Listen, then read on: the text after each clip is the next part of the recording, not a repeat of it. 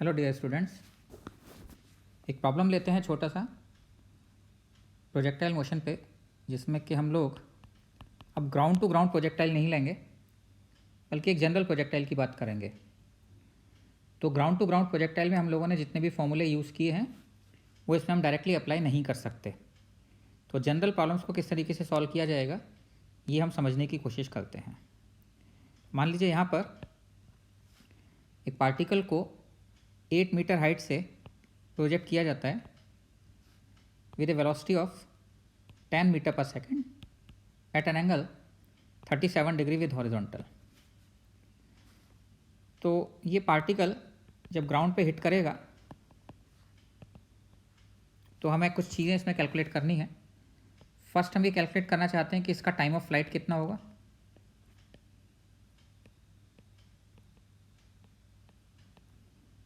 Second हम ये calculate करना चाहते हैं कि किस वेलोसिटी से स्ट्राइक करेगा। थर्ड हम ये कैलकुलेट करना चाहते हैं कि जिस वेलोसिटी से स्ट्राइक करेगा वो हॉरिजॉन्टल से कितना एंगल बना रहा होगा, अल्फा।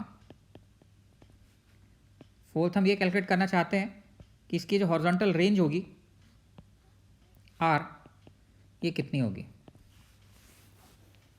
तो देखिए इस प्रॉब्लम को किस तरीके से सॉल्व किया जाएगा। इस केस में सबसे पहले हम ये ध्यान रखें कि हमें एक्स और वाई के अलॉन्ग सारे के सारे कंपोनेंट्स लेने हैं, एक्सेलरेशन के एंड वेलोसिटी के, और इसको 2D मोशन को सम ऑफ 2 1D मोशन की तरह ट्रीट करना है। एक्स के अलॉन्ग सारे अलग कंपोनेंट्स, वाई के अलॉन्ग अलग कंपोनेंट्स लेकर चलेंगे। इनिशियल पॉइंट ऑफ प्रोजेक्शन, इसको हम हमेशा ओरिजिन कंसीडर करेंगे। अगर हम इसको ओरिजिन कंसीडर करते हैं तो यू एक्स और यू वाई अगर हम देखेंगे तो u x equal to 10 cos 37, 10 cos 37 आपके पास 8 मीटर पर सेकेंड आ जाएगा, और u y 10 sin 37 that will be equal to 6 metre per second. तो यू एक्स और यू वाई हमें पता लग जाते हैं। ए एक्स 0 होगा and a y will be equal to -g। इस केस में हमें क्या क्या चीज़ें पता हैं। हमें एस वाई पता है, displacement along y. Displacement along y -8 होगा। नेगेटिव क्यों होगा आप सब लोगों को समझ में आना चाहिए, बिकॉज अपवर्ड डायरेक्शन को हम पॉजिटिव कंसीडर कर रहे हैं, एक्स एक्सिस और वाई एक्सिस, और इनिशियल पॉइंट को ओरिजिन मान रहे हैं। एस वाई इक्वल टू -8, तो अगर हम अप्लाई करें s y equal to u y t, तो t will be total time of flight plus half a y into T square. यहाँ पे आप क्लियरली देख सकते हैं कि हम टी का वो वाला फॉर्मूला नहीं लगा रहे हैं 2u/a/y, बिकॉज वो फॉर्मूला एक स्पेशल केस के लिए एप्लीकेबल था जहाँ पर कि ग्राउंड टू ग्राउंड प्रोजेक्टाइल था। यहाँ पर S Y will be equal to -8, U Y 6 into T -10/2 5 into T square, G की value A Y equal to -g हो गया।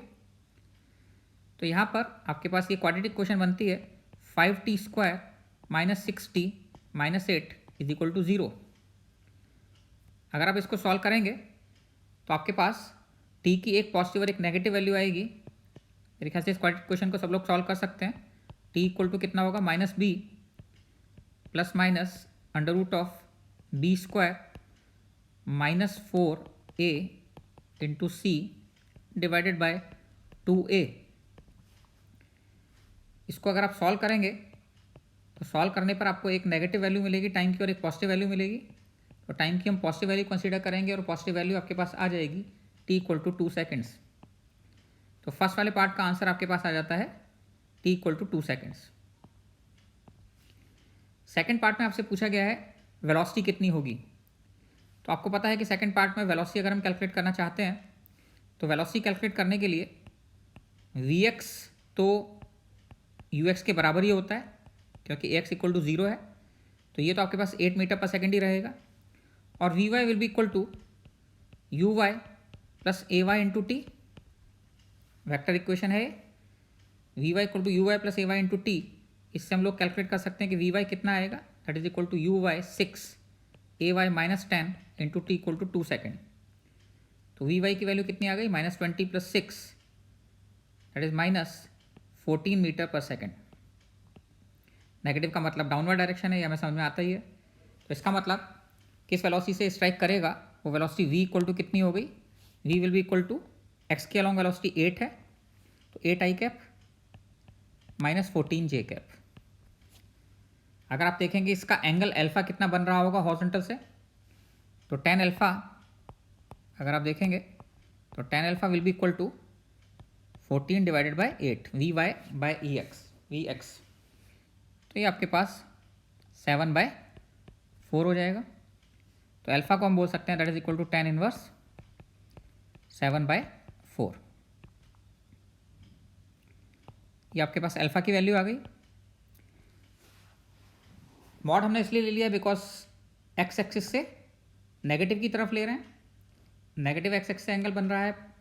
अल्फा जो हमने लिया है वो एंटी क्लॉकवाइज नीचे की तरफ लिया है, ऊपर की तरफ हो जाता है तो पॉजिटिव हो जाता है। यहाँ पर हमें केवल मैग्नीट्यूड देखना था, इसलिए हमने उसका मॉड ले लिया है।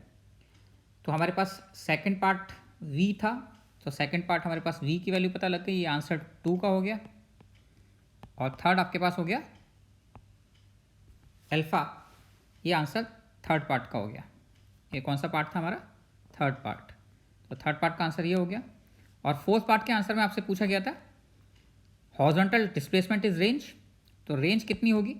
That will be equal to u x into t plus half x into T square. X 0 है तो only u x into t आ जाएगा, और यू एक्स की वैल्यू हमें पता ही है कि 8 मीटर पर सेकेंड थी, तो 8 इंटू टाइम कितना था हमारे पास?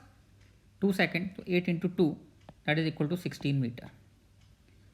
तो आर इक्वल टू 16 मीटर, ये आपके पास फोर्थ पार्ट का आंसर हो जाएगा। तो इंपॉर्टेंट चीज़ इस क्वेश्चन में बस हमने यही सिंपल सा प्रॉब्लम था, कोई खास डिफिकल्टी कुछ नहीं थी, बस हमने ये समझने की कोशिश की है कि अगर कोई जनरल प्रॉब्लम हमारे पास आएगा जिसमें कि हम फॉर्मूले नहीं लगा पाएंगे ग्राउंड टू ग्राउंड प्रोजेक्टाइल वाले, तो किस तरीके से हमें इनिशियल पॉइंट को ओरिजिन कंसीडर करना है, u x u y a x a y लिखना है, और फिर अलग अलग एक्स और वाई के अलॉन्ग कंपोनेंट्स को रिजॉल्व करके वी एक्स वी वाई वगैरह कैलकुलेट किया जा सकता है। ओके, कुछ और प्रॉब्लम्स भी हम इसमें देखेंगे बाकी लेक्चर्स में। इस लेक्चर में बस एक एक करके छोटे छोटे प्रॉब्लम्स मैं ले रहा हूँ। Okay, have a good day.